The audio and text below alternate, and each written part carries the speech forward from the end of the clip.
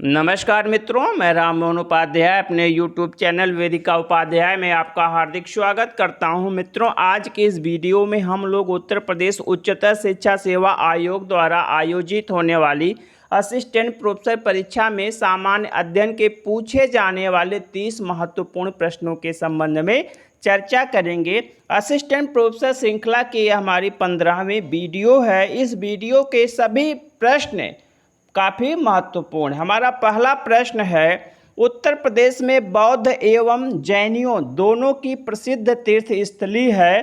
तो हमारा सही आंसर विकल्प बी। उत्तर प्रदेश में कौशाम्बी बौद्ध एवं जैनियों दोनों के लिए एक प्रसिद्ध तीर्थ स्थली है। जो कौशाम्बी है वर्तमान में इलाहाबाद के दक्षिण पश्चिम में, इलाहाबाद जो कि प्रयागराज है, ठीक है, उसके दक्षिण पश्चिम में 33 मील दूर अवस्थित है। और वर्तमान में वहाँ पे जो कोसम नामक स्थान है वही प्राचीन काल में कौशाम्बी था। जैन ग्रंथों में कथा मिलती है कि यहाँ पे कुशाम्ब नामक वृक्ष अधिक मात्रा में पाए जाते थे, जिसके कारण इसका नाम कौशाम्बी पड़ गया। विष्णु पुराण में आप लोगों ने पढ़ा भी होगा, विष्णु पुराण में एक कथा प्राप्त होती है जिसमें कहा गया है कि हस्तिनापुर के राजा निचक्षु, हस्तिनापुर के राजा निचक्षु, एक सेकंड, हस्तिनापुर के राजा निचक्षु, ठीक है, राजा निचक्षु ने जो है हस्तिनापुर के गंगा प्रवाह में बह जाने के कारण जो है कौशाम्बी को अपनी राजधानी बनाया। विष्णु पुराण में यह कथा मिलती है। काफ़ी बार यह प्रश्न नेट और अन्य परीक्षाओं में पूछा भी गया है। बौद्ध काल में यहाँ पर पौरववंशी राजाओं का शासन था और यहाँ का प्रसिद्ध शासक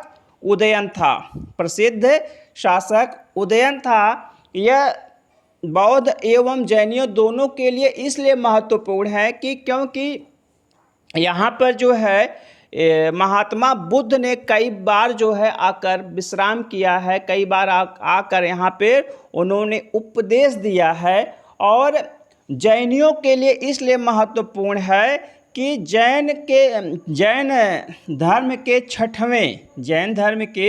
छठे तीर्थंकर पद्म प्रभु का यहीं पे जन्म हुआ था कौशाम्बी में, इसलिए यह जैनियों के लिए भी काफ़ी महत्वपूर्ण है। यहाँ का प्रसिद्ध शासक कौन था? अभी मैंने आपको ऊपर बताया है, उदयन यहाँ का प्रसिद्ध शासक था। और यह जो है वत्स महाजनपद की राजधानी थी। जो 16 महाजनपद थे उनमें से एक महाजनपद था वत्स की राजधानी कौशाम्बी थे। और यहाँ के उत्खनन से दो महत्वपूर्ण साक्ष्य प्राप्त हुए हैं। एक प्राप्त हुआ है घोषिताराम बिहार, जिसका निर्माण जो है घोषित नामक श्रेष्ठी ने करवाया था। और जब भी महात्मा बुद्ध कौशाम्बी आते थे तो इसी घोषिताराम बिहार में जो है निवास करते थे। और साथ ही साथ जो है वत्सराज उदयन का जो है यहाँ से राजप्रसाद प्राप्त हुआ है, जो कि उनका एक महल था, जिसके कारण जो है उदयन की ऐतिहासिकता भी पुष्टि हो जाती है। तो हमारा सही आंसर क्या है इस प्रश्न का? विकल्प बी, कौशाम्बी। हमारा विकल्प ए है सारनाथ। तो सारनाथ भी महात्मा बुद्ध से संबंधित एक प्रसिद्ध स्थल है। महात्मा बुद्ध ने सारनाथ की लोकेशन कहाँ पे है? यह वाराणसी के पास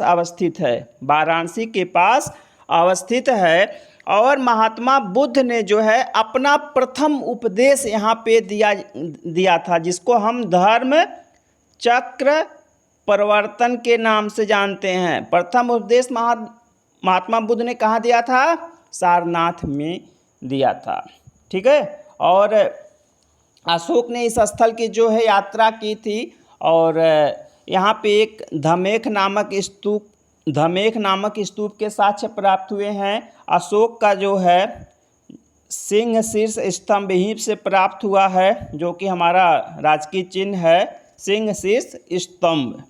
ठीक है, और इसको जो है ऋषिपत्तन एवं मृगदाव दोनों नामों से संबोधित किया जाता था। ऋषिपत्तन और मृगदाव नाम से भी संबोधित किया जाता है, नाम से जाना जाता है।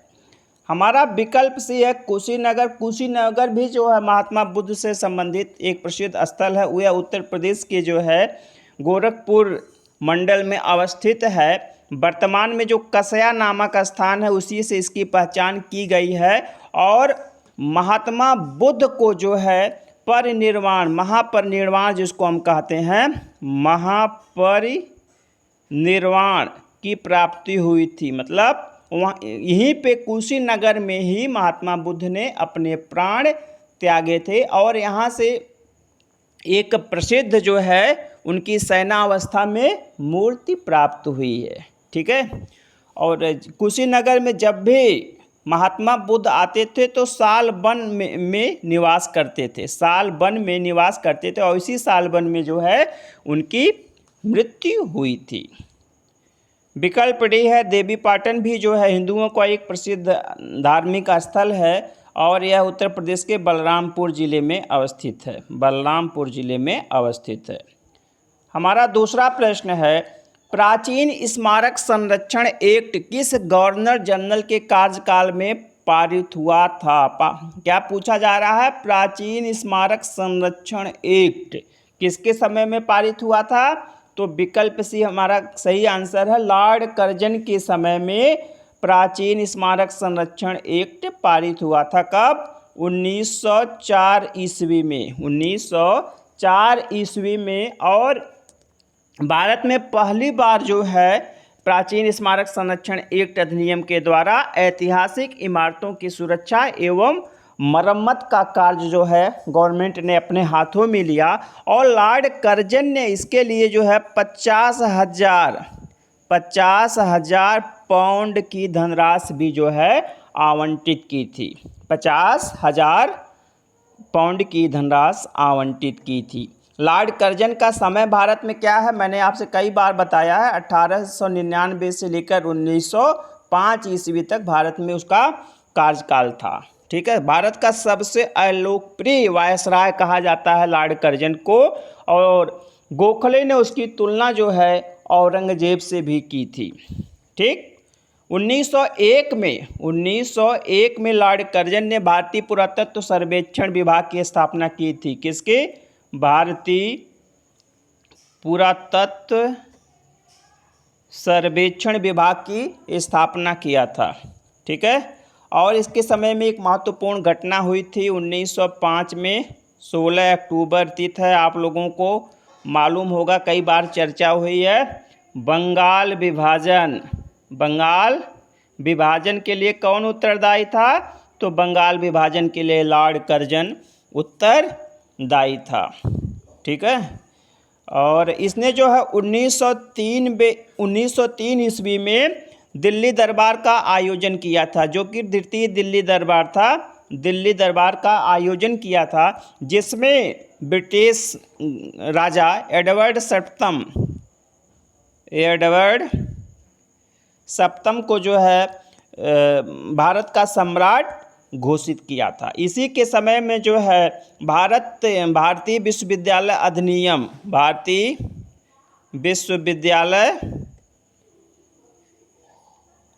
अधिनियम 1904 में जो है पारित हुआ था, जिसके द्वारा जो है कलकत्ता विश्वविद्यालय के ऊपर इसने अपना नियंत्रण स्थापित किया था। पुलिस आयोग का गठन हुआ था एंड्रू फ्रेजर की अध्यक्षता में। एंड्रू फ्रेजर की अध्यक्षता में पुलिस आयोग का गठन हुआ था। कब? 1902 ईस्वी में। तिब्बत में इसने एक अभियान भेजा था, यंग हस्बैंड अभियान बोलते हैं उसको। कई बार परीक्षाओं में पूछा गया यंग हस्बैंड अभियान कब भेजा था? इसको भी उसने 1904 ईस्वी में भेजा था तिब्बत पर, इसके द्वारा आक्रमण किया था यंग हस्बैंड के नेतृत्व में। प्रश्न आता है विक्टोरिया मेमोरियल की स्थापना किसने की थी? विक्टोरिया मेमोरियल कहाँ पे है? कलकत्ता में है, जो कि वर्तमान कोलकाता है। तो विक्टोरिया मेमोरियल जो उसने ताजमहल की नकल पे बनवाया था, पूर्ण रूपेण संगमरमर निर्मित 1905 में कलकत्ता में विक्टोरिया मेमोरियल का निर्माण कर्जन के द्वारा कराया गया। रेलवे आयोग का गठन किसने करवाया था? रेलवे आयोग का गठन जो है थॉमस रॉबर्टसन की अध्यक्षता में कर्जन ने किया था। थॉमस रॉबर्टसन की अध्यक्षता में किसने किया था? कर्जन ने। इसी के समय 1905 में जो है रेलवे बोर्ड का गठन हुआ था। रेलवे बोर्ड का गठन हुआ था। काफ़ी महत्वपूर्ण प्रश्न है। अकाल आयोग मैकडोनाल्ड की अध्यक्षता में इसने बनवाया था। और कृषि अनुसंधान संस्थान की स्थापना करवाई थी। कृषि अनुसंधान संस्थान की स्थापना पूसा में करवाया था, जो कि बिहार में है, 1905 में ही कराया था। सिंचाई आयोग का गठन किया था। सिंचाई आयोग का कॉलिन स्कॉट मॉनक्रीफ की अध्यक्षता में एक सिंचाई आयोग का गठन किया था। सहकारी सुधार अधिनियम इसके समय में पारित हुआ। तो इसके समय में जो महत्वपूर्ण घटनाएं थी मैंने आपसे इसके ऊपर चर्चा किया। और इसके बाद जो है पहला विकल्प है लॉर्ड मिंटो। तो जो पहला विकल्प है लॉर्ड मिंटो जो है कर्जन का उत्तराधिकारी था। इसका समय जो है 1905 से लेकर 1910 ईस्वी था। ठीक, इसी के समय में जो है 30 दिसंबर 1906 को मुस्लिम लीग की स्थापना हुई थी। ठीक है, सूरत अधिवेशन इसी के समय में हुआ था 1907 में, जिसमें कांग्रेस का विभाजन हुआ था, गरम दल और नरम दल। भारतीय परिषद अधिनियम 1909। भारतीय परिषद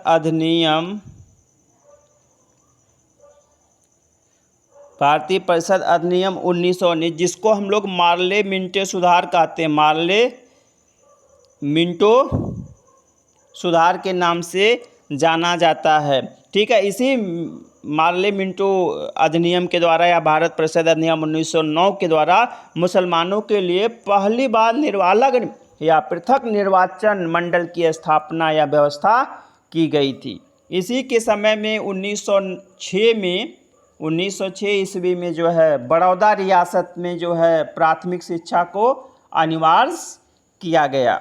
तो महत्वपूर्ण जो घटनाएं थी उस पर मैंने आप लोगों से चर्चा किया। विकल्प सी है लॉर्ड लिनलिथगो। तो लॉर्ड लिनलिथगो का जो समय है 1936 से लेकर 1943। ठीक है, इसी के समय में जो है 1 सितंबर 1939 को द्वितीय विश्व युद्ध शुरू हुआ था। लाहौर अधिवेशन में मुस्लिम लीग ने द्विराष्ट्र का सिद्धांत दिया था।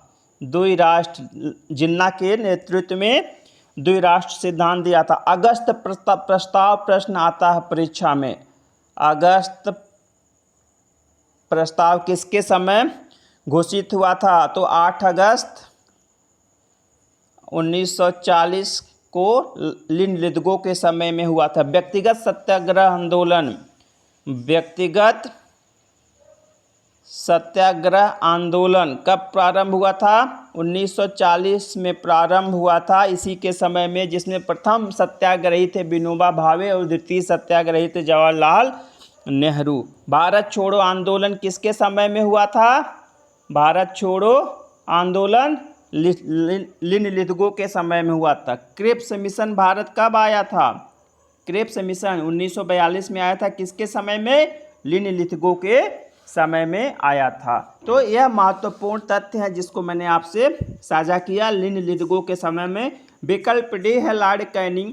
तो लॉर्ड कैनिंग का जो भारत में समय है 1856 से लेकर 1862 तक।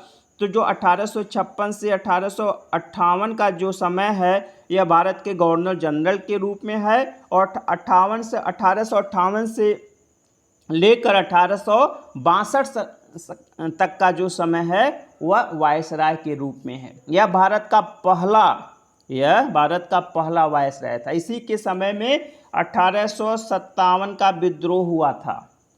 कलकत्ता, बम्बई और मद्रास, कलकत्ता, बम्बई और मद्रास में जो है पहली बार विश्वविद्यालय की स्थापना हुई थी। किसकी? विश्वविद्यालय की स्थापना हुई थी। वुड डिस्पैच की सिफारिश के आधार पर जो है इन 3 महानगरों में विश्वविद्यालयों की स्थापना हुई। ईस्ट इंडिया कंपनी के शासन की समाप्ति हुई। ईस्ट इंडिया कंपनी के शासन की समाप्ति हुई और ब्रिटिश क्राउन का जो है शासन भारत में प्रारंभ हुआ। विधवा पुनर्विवाह अधिनियम, विधवा पुनर्विवाह अधिनियम 1856 इसी के समय में पारित हुआ था, ईश्वरचंद विद्यासागर के अथक प्रयास से। ठीक। भारतीय दंड संहिता 1861 में इसके समय में स्थापित हुई थी। नील विद्रोह जो है 1859-60 में नील विद्रोह प्रारंभ हुआ था इसी के समय में। ठीक है। इसने जो डलहौजी की विलय नीति थी उसको समाप्त कर दिया था। यह महत्वपूर्ण तथ्य है लॉर्ड कैनिंग से संबंधित। हमारा तीसरा प्रश्न मित्रों, आगे बढ़ने से पूर्व आपसे अनुरोध है आप वीडियो को देखने के पश्चात चैनल को सब्सक्राइब, वीडियो को लाइक एवं शेयर अवश्य करें। साथ ही साथ अपने सुझावों से हमें लाभान्वित करें। आपके जो भी सुझाव हों कमेंट बॉक्स में अवश्य दें और बेल आइकन को भी प्रेस करें जिससे आने वाली वीडियो का नोटिफिकेशन आपको समय से प्राप्त हो जाए। भारत का मार्टिन लूथर कहा जाता है। भारत का मार्टिन लूथर किंग किसे कहा जाता है? तो विकल्प ए हमारा सही आंसर है। स्वामी दयानंद सरस्वती को जो है भारत का मार्टिन लूथर कहा जाता है। भारत का मार्टिन लूथर उन्हें इसलिए कहा जाता है कि उन्होंने जो है भारत में सामाजिक एवं धार्मिक सुधारों के लिए अथक प्रयास किया, जिसके कारण इनको भारत का मार्टिन लूथर कहा जाता है। ठीक है। उनका जन्म जो है 1824 में गुजरात के जो है मौरवी नामक स्थान पर हुआ था। बचपन का नाम पूछा जाता है प्रश्न। मूल शंकर इनके बचपन का नाम था। बचपन का नाम क्या था? मूल शंकर। इनके गुरुजी का नाम पूछा जाता है तो मथुरा के थे स्वामी बिरजानंद। स्वामी बिरजानंद इनके गुरु का नाम था और इन्होंने अपने गुरु के समक्ष प्रतिज्ञा की थी कि मैं पूरे भारत में हिंदू धर्म एवं संस्कृति को प्रतिष्ठित करूंगा। पाखंड खंडनी पताका किससे संबंधित है? पाखंड खंडनी पताका किससे संबंधित है? पाखंड खंडनी पताका जो है 1863 ईस्वी में आगरा में स्वामी दयानंद सरस्वती ने फहराई थी। ठीक। और आर्य समाज की स्थापना किसने की थी? तो आर्य समाज की स्थापना दयानंद सरस्वती ने की थी। कब की थी? 1875 में। कहाँ पे किया था?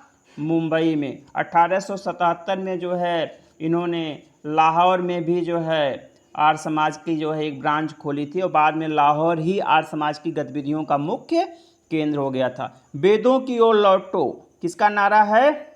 तो वेदों की ओर लौटो नारा किसका है? स्वामी दयानंद सरस्वती का। वेद ही समस्त ज्ञान के स्रोत हैं। वेद ही समस्त ज्ञान के स्रोत हैं। स्वामी दयानंद सरस्वती। इन्होंने जो है केशव चंद्र सेन की प्रेरणा से हिंदी में, पहले उसको संस्कृत भाषा में लिखना चाहते थे लेकिन हिंदी में सत्यार्थ प्रकाश की रचना की। ठीक है। और अपने धर्म के प्रचार प्रसार का कार्य भी जो उन्होंने संस्कृत के स्थान पर हिंदी को ही बनाया। किसके प्रेरणा पे? केशव चंद्र सेन को। इसे जो है आर्य समाज की बाइबिल कहा जाता है। आर्य समाज की बाइबिल किसे कहा जाता है? सत्यार्थ प्रकाश को। शुद्ध आंदोलन किसने चलाया था? शुद्ध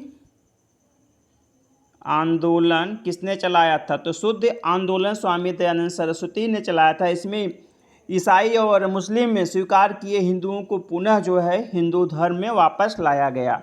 ठीक है। दयानंद दलितोद्धार मंडल की स्थापना किया था इन्होंने। दयानंद दलितोद्धार मंडल की स्थापना किसने किया था? दयानंद सरस्वती ने। ठीक है। और ये एक ऐसे पहले व्यक्ति थे जिन्होंने हिंदी को राष्ट्रभाषा स्वीकार किया। स्वराज का प्रयोग करने वाले प्रथम भारतीय स्वामी दयानंद सरस्वती।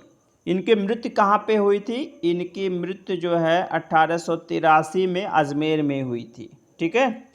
और भारत भारतीयों के लिए नारा किसने दिया था? स्वामी दयानंद सरस्वती ने।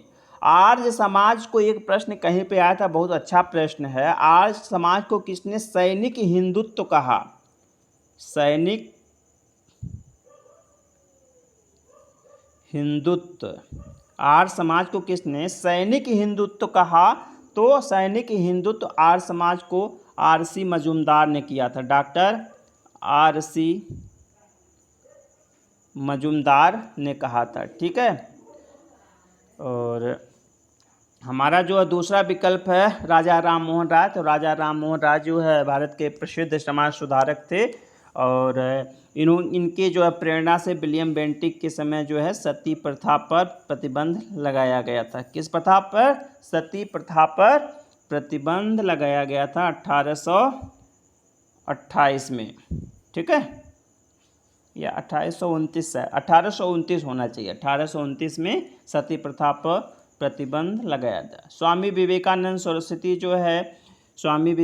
सरस्वती जो एक प्रसिद्ध सामाजिक धार्मिक सुधारक थे, और इन्होंने जो 1893 में शिकागो में धर्म सम्मेलन में भारत का प्रतिनिधित्व किया था। स्वामी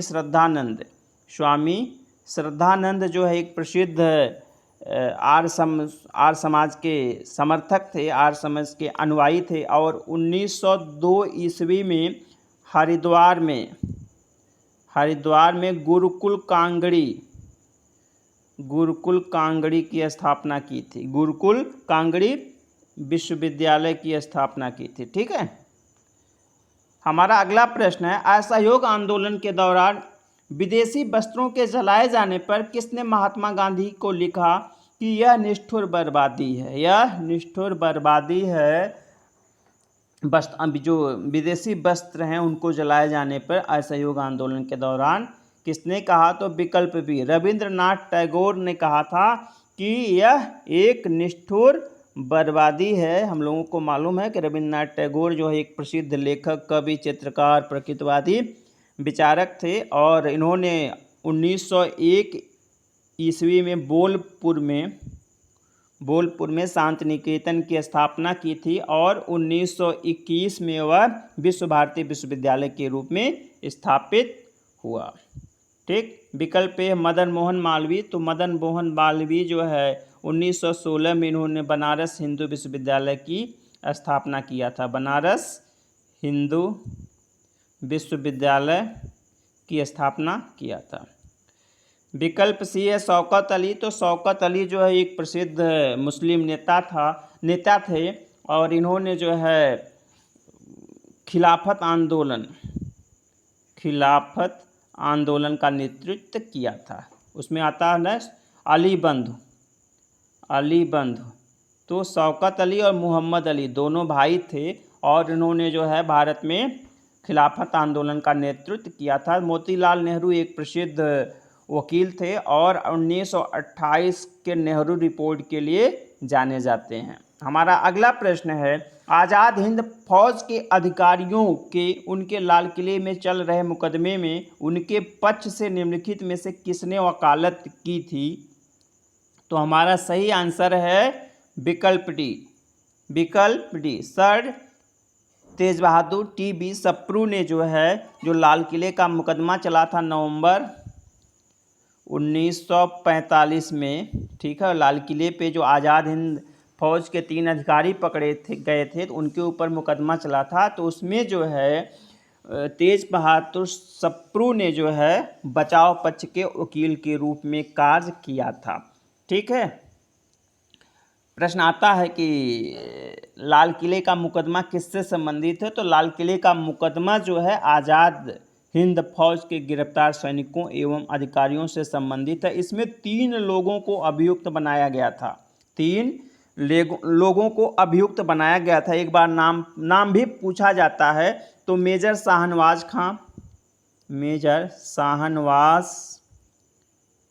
खान, ठीक। दूसरे हैं कर्नल प्रेम सहगल, कर्नल प्रेम सहगल। और तीसरे हैं कर्नल गुरुदयाल सिंह ढिल्लो, गुरुदयाल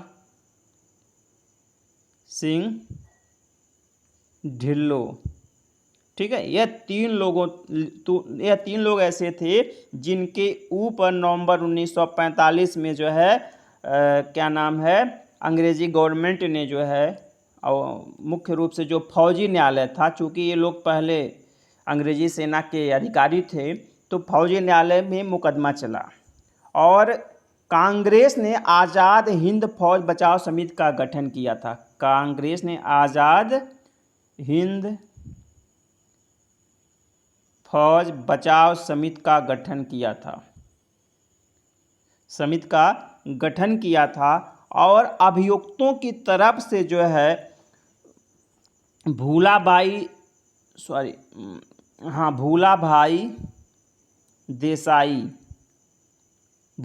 देसाई के नेतृत्व में, ठीक है, तेज बहादुर सप्रू, कैलाशनाथ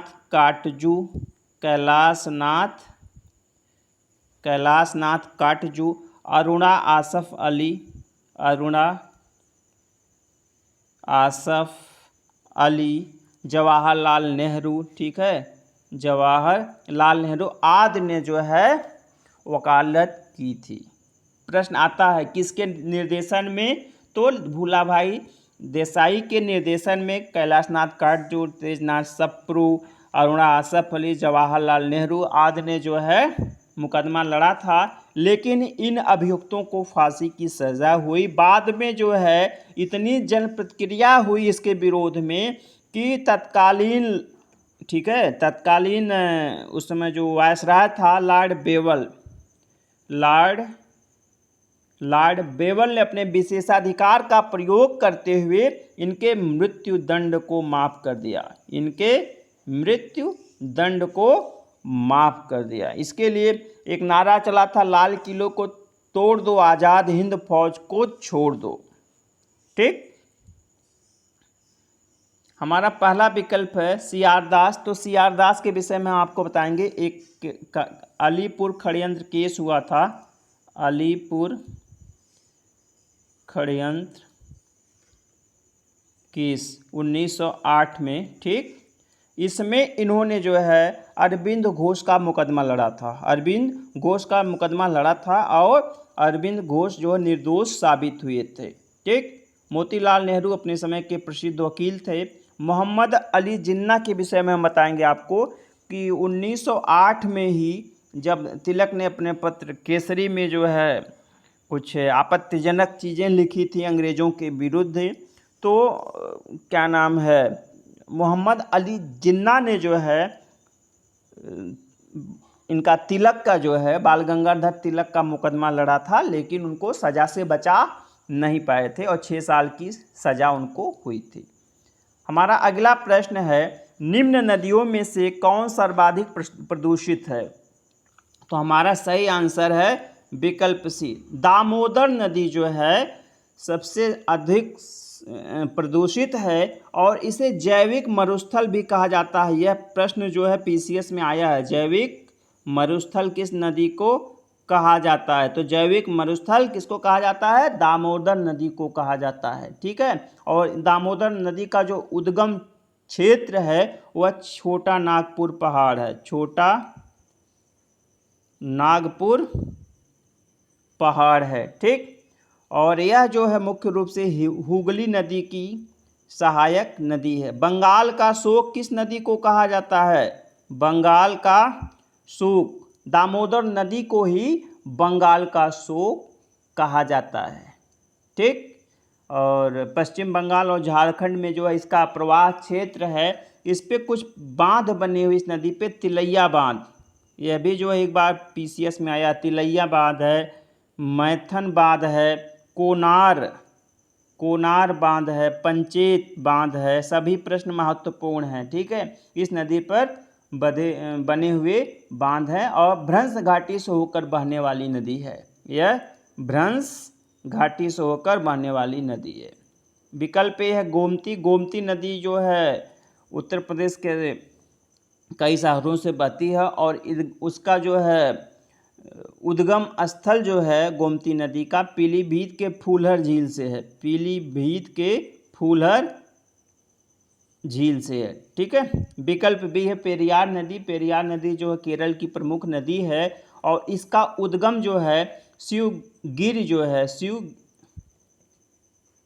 शिवगिरी सुंदरमला शिवगिरी सुंदरमला यह पश्चिमी घाट में प्रसिद्ध एक स्थल है। वही इसका जो है पेरियार नदी का उद्गम स्थल आता है। इडुक्की बांध। इडुक्की बांध किस नदी पर बना है? तो इडुक्की बांध जो है आपका पेरियार नदी पर बना है।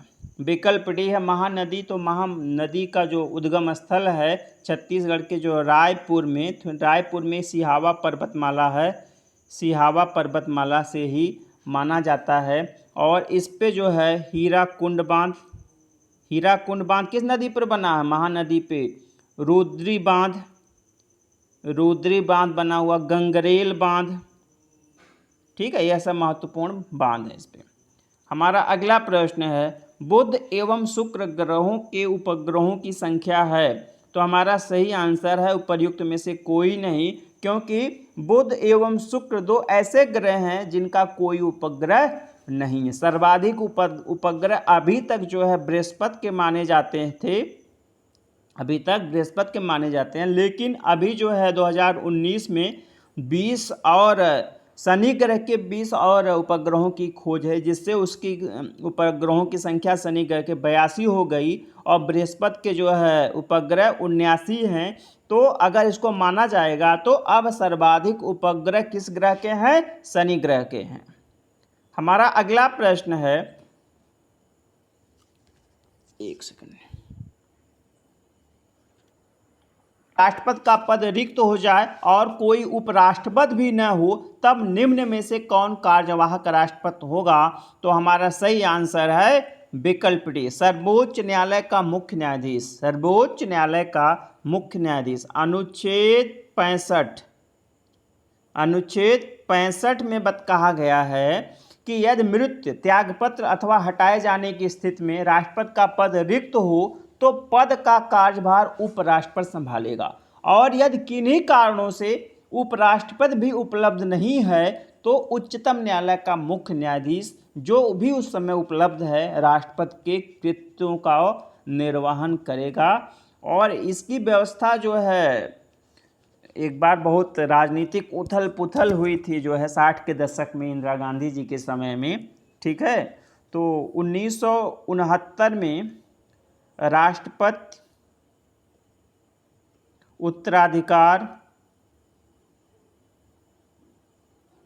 उत्तराधिकार अधिनियम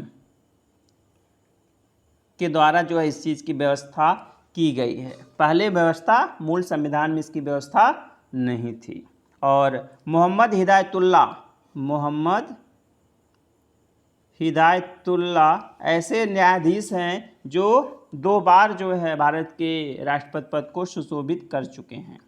ठीक है, इसके बाद जो है विकल्प है राज्यसभा का उपसभापति।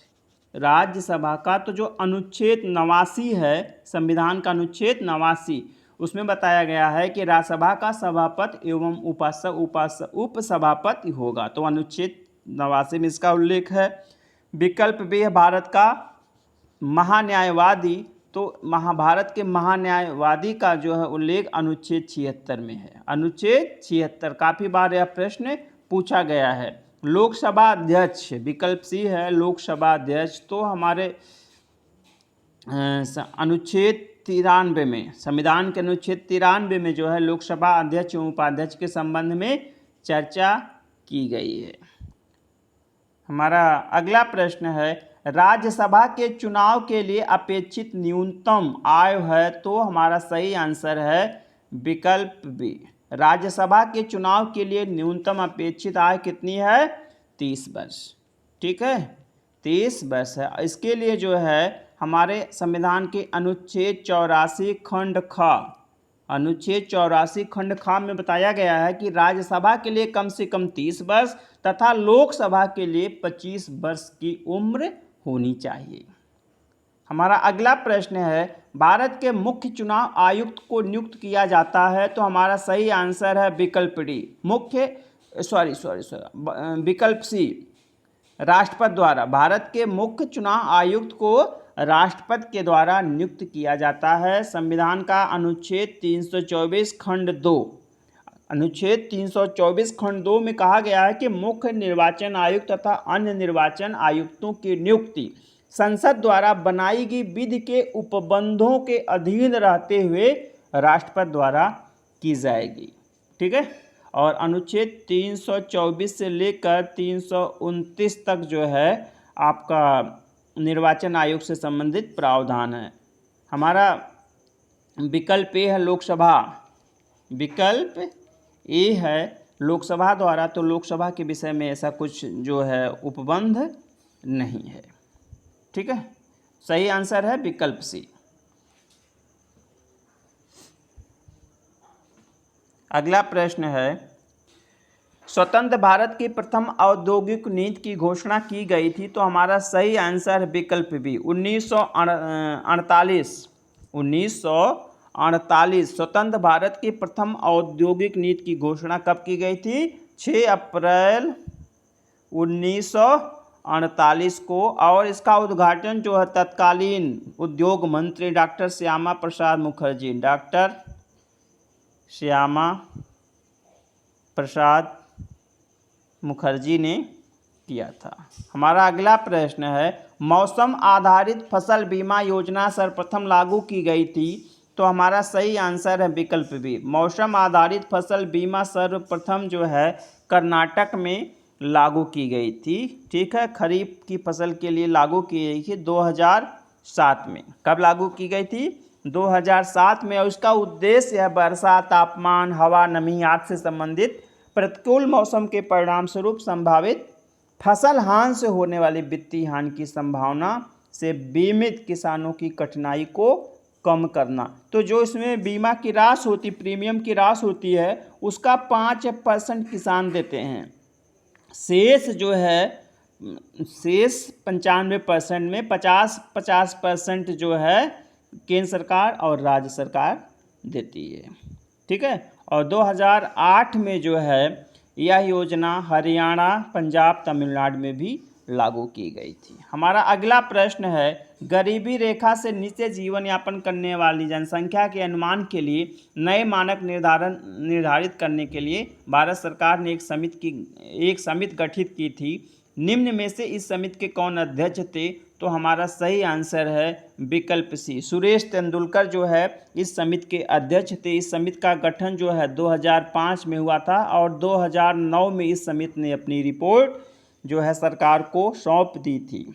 ठीक है, और इन्होंने बताया था कि कुल आबादी के लगभग 37.2% लोग गरीबी रेखा के नीचे जीवन यापन कर रहे हैं।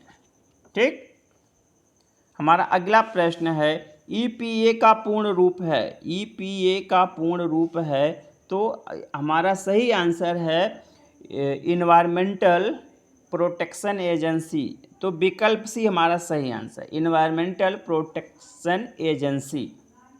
ठीक है, तो जो इन्वायरमेंटल प्रोटेक्शन एजेंसी है, इसकी स्थापना जो है 9 जुलाई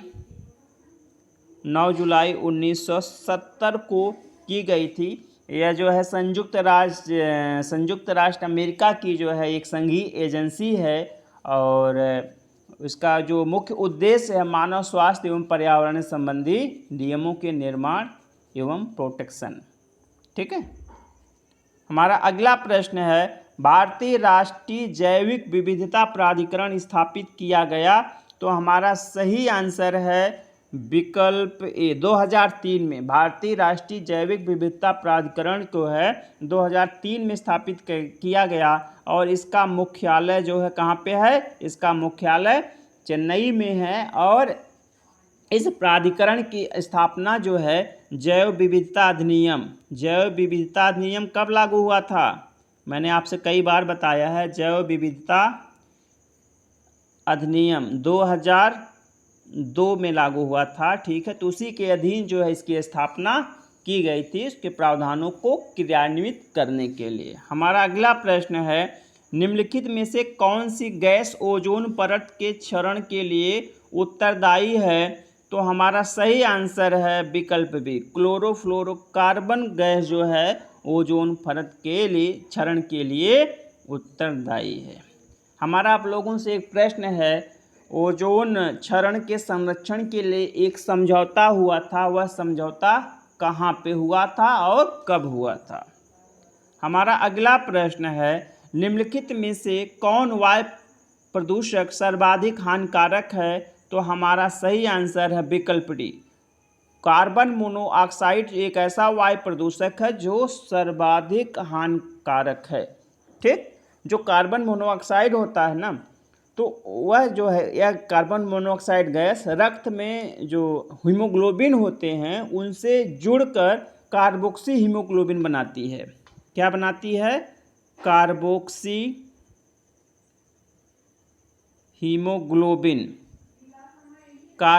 हीमोग्लोबिन बनाती है, जिसके कारण जो है रक्त के जो ये कार्बोक्सी हीमोग्लोबिन क्या करता है, रक्त में जो ऑक्सीजन को जो वहन की क्षमता होती है उसको कम कर देती है। और अगर ये हमारे रक्त में 50%, ठीक है, अगर 50% कार्बोक्सी हीमोग्लोबिन में जो है हमारा हीमोग्लोबिन बदल जाता है, तब ऑक्सीजन की जो कमी होती है उससे श्वसन क्रिया में अवरोध उत्पन्न होता है और जिसके परिणाम स्वरूप व्यक्ति की मृत्यु भी हो सकती है।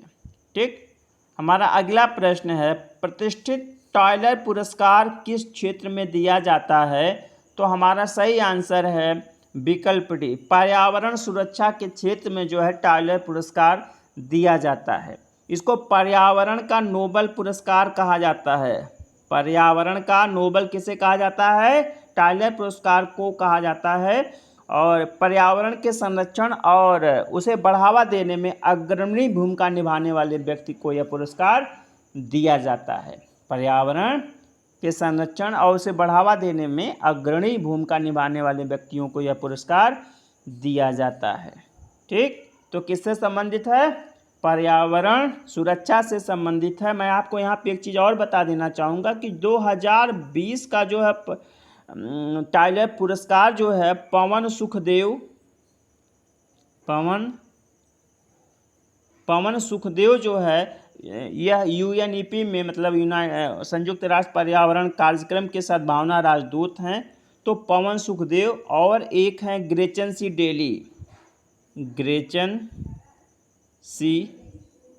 डेली, ये जो है स्टैनफोर्ड विश्वविद्यालय में प्रोफेसर हैं। इन दोनों लोगों को संयुक्त रूप से दिया गया है। और पर्यावरण जो पवन सुखदेव हैं ये हरित अर्थव्यवस्था पर कार्य करने के लिए इनको यह पुरस्कार दिया गया। हरित अर्थव्यवस्था पर कार्य करने के लिए इनको पुरस्कृत किया गया है। हमारा अगला प्रश्न है, पेन पेंटर पुरस्कार 2021 प्रदान किया गया है। पेन पेंटर पुरस्कार 2021, तो हमारा सही आंसर है विकल्प सी,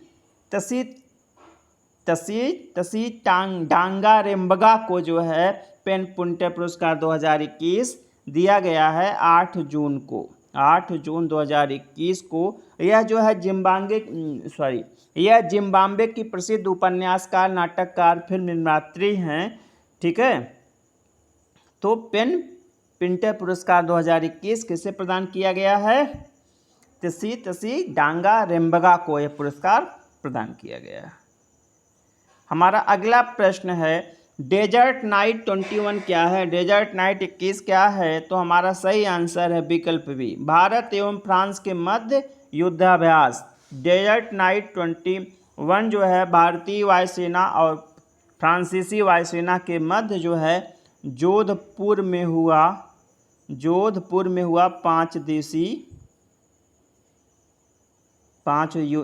दिवसीय जो है युद्धाभ्यास था जिसमें भारत की तरफ से पहली बार राफेल विमानों को भी सम्मिलित किया गया था।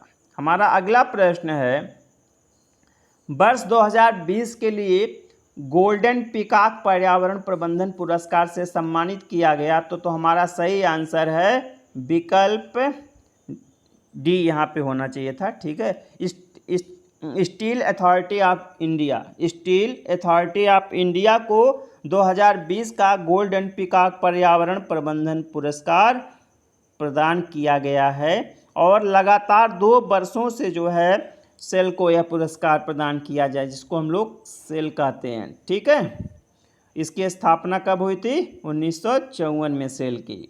हमारा अगला प्रश्न है, ग्लोबल फायर पावर सूचकांक 2021 के अनुसार वैश्विक सूचकांक में भारतीय सेना ने कौन सा स्थान अर्जित किया है? तो हमारा सही आंसर है विकल्प बी। भारतीय सेना ने जो है 4th स्थान जो है अर्जित किया है। कुल 133 देशों को इसमें सम्मिलित किया गया था, जिसमें से प्रथम स्थान पर देखा जाए तो अमेरिका है। प्रथम स्थान पे अमेरिका है, द्वितीय स्थान पे रूस है, तृतीय स्थान पे चाइना है और चौथे स्थान पे भारत है। और पहली बार जो है टॉप 10 में जो है 10वें नंबर पर पाकिस्तान को भी रखा गया है। ग्लोबल फायर पावर एक अंतर्राष्ट्रीय निकाय है जो प्रतिवर्ष शक्तिशाली देशों की सैन्य रैंकिंग जारी करता है। हमारा अगला प्रश्न है, ODOP का पूर्ण रूप है ODOP। ठीक है, तो इसका जो वन डेवलपमेंट वन प्रोजेक्ट ये नहीं है, वन डेवलपमेंट वन प्रोजेक्ट नहीं है। ठीक है, विकल्प सी है वन डिस्ट्रिक्ट वन प्रोजेक्ट, ये भी नहीं है। विकल्प डी है वन डिस्ट्रिक्ट वन प्रोडक्ट, ये हमारा सही आंसर है। वन डिस्ट्रिक्ट वन प्रोडक्ट जो है ODOP का पूर्ण रूप है। एक जनपद एक उत्पाद, और इसे लागू करने वाला प्रथम राज्य कौन है? उत्तर प्रदेश। पहले जो है जापान से इसकी प्रेरणा उत्तर प्रदेश ने ली है और 2018 में जो इसे लॉन्च किया गया था। हमारा अगला प्रश्न है, भारतीय मूल के व्यक्ति जो बाइडेन की नई टीम में USA के सर्जन जनरल के रूप में नामांकित हुए हैं, तो हमारा सही आंसर है विकल्प बी। विवेक मूर्ति जो है बाइडेन की नई टीम में USA के सर्जन जनरल नामांकित हुए हैं। विकल्प ए है नीरा टंडन। तो नीरा टंडन जो है जो बाइडेन की वरिष्ठ सलाहकार हैं, ये वरिष्ठ सलाहकार हैं। विकल्प सी है माला अडिगा। तो माला अडिगा जो है बाइडेन की पत्नी, इनका नाम है जिल बाइडेन, तो उनकी सलाहकार बनाई गई हैं। माला अडिगा उनकी सलाहकार बनाई गई हैं। हमारा अगला प्रश्न है, शोध प्रतिवेदन में सर्वप्रथम लिखा जाएगा। तो स्वाभाविक सी बात है, जब भी हम लोग शोध रिपोर्ट तैयार करते हैं तो सबसे पहले जो है शीर्षक होता है, एक अलग पृष्ठ पर हम लोग शीर्षक लिखते हैं और उसके नीचे जो शोधकर्ता एवं संस्था का नाम लिखा जाता है। हमारा अगला प्रश्न है, UGC को वैधानिक दर्जा प्राप्त हुआ था। तो हमारा सही आंसर है विकल्प सी। 1956 में UGC को वैधानिक दर्जा प्राप्त हुआ था और 1953 में इसकी स्थापना हुई थी और इसकी स्थापना जो है राधाकृष्णन आयोग की सिफारिशों के अनुरूप की गई थी। हमारा अगला प्रश्न है, शिक्षण के भावात्मक पक्ष के उद्देश्य में घटक हैं। तो हमारा सही आंसर विकल्प बी, 6 घटक हैं। शिक्षण के भावात्मक पक्ष उद्देश्य में 6 घटक हैं। पहला है आग्रहण,